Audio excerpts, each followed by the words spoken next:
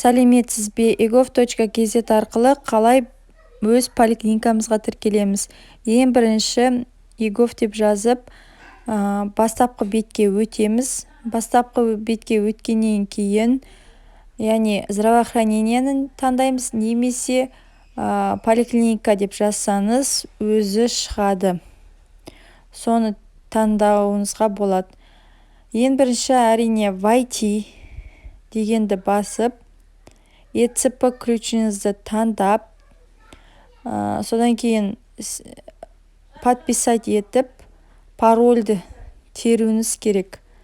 Содан кейін мінекей здравоохранение, сосын прикрепление к поликлинике дегенді тауып аласыз. Аст жағында тұрады. Мінекей соны 2 рет басасыз. Барлық мәліметтер жазылуы тұр. Міндетті түрде ЕЦП ключ керек. Және де осы egov порталына тіркелген болуыңыз керек. Барлық мәліметтерді оқып алғаннан кейін заказать услугу онлайн дегенді басасыз.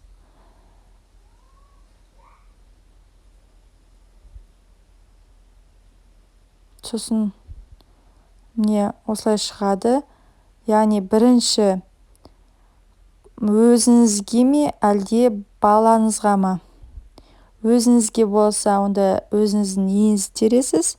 Балаңызға алатын болсаңыз, онда тек балаңыздың иінін теріп қана кіруіңізге болады.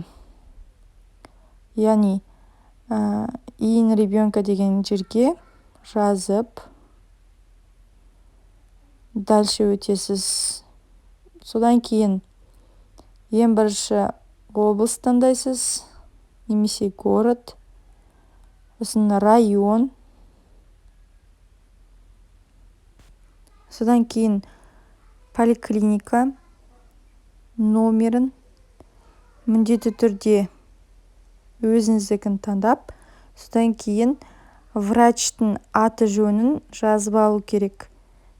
Ол міндетті түрде керек болады.